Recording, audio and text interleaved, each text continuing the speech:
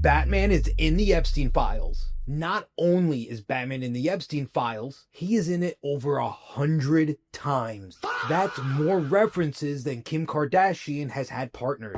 Not only was he in it over 100 times, but he attended the Batman v Superman New York City premiere and the after party.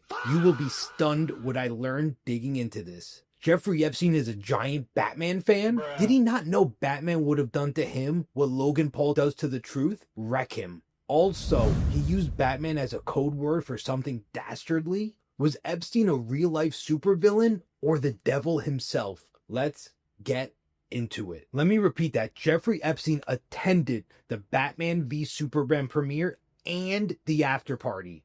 And digging into the conversations, I discovered not only did he attend, but it wasn't as a +1, he was the one invited.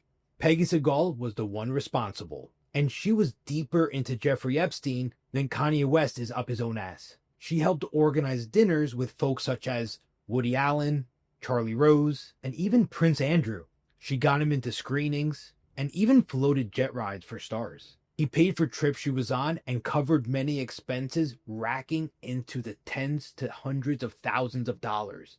We're talking a $30,000 birthday gift, full trips, and so many other expenses. At the time, she was also representing Ben Affleck, but Ben was never mentioned directly in any of the Epstein files. Also, he was never accused of any wrongdoing.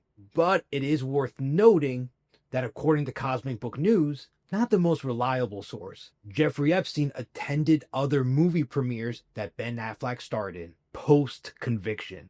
I personally didn't find any other premieres that Epstein attended that Affleck starred in, but if anyone else has any additional information, leave it in the comments. Now look, I want to emphasize post-conviction because he was accused and convicted of very dark subject matters. I'd basically have to beep out the entire thing if I was to go into it. Look it up yourself. Since being ostracized from Hollywood, Peggy has played the victim card and says gender is the reason. To quote her, "They humiliated me because I'm a woman.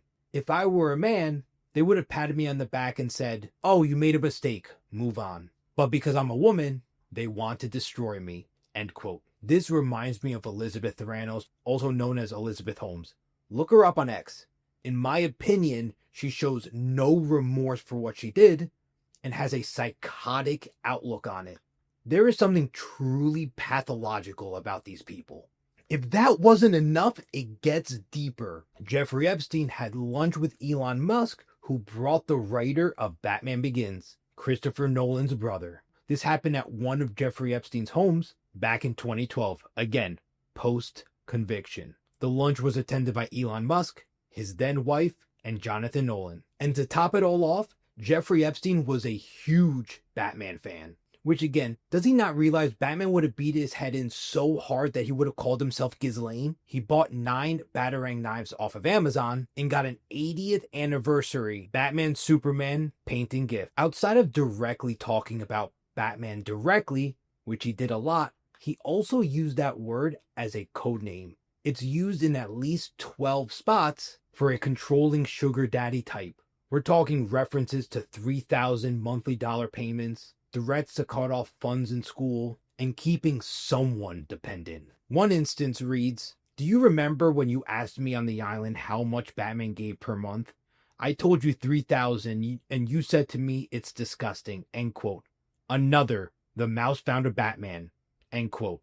With a wink emoji and undecoded attachments. Ties to manipulation, but again, speculation based on the emails we have. One footnote I want to mention is Jared Leto. There was one email from a redacted sender that read, "Jared Leto did very well, winky face. What about tomorrow's schedule? Question mark." End quote. This email was sent the same year that Jared Leto played Joker in the Suicide Squad. But we have no idea what the context is. The Suicide Squad or any other performance was not mentioned. Now to be clear, again, Jared Leto is not accused of any wrongdoing. He's not on a single flight log that showed he was on Epstein's plane.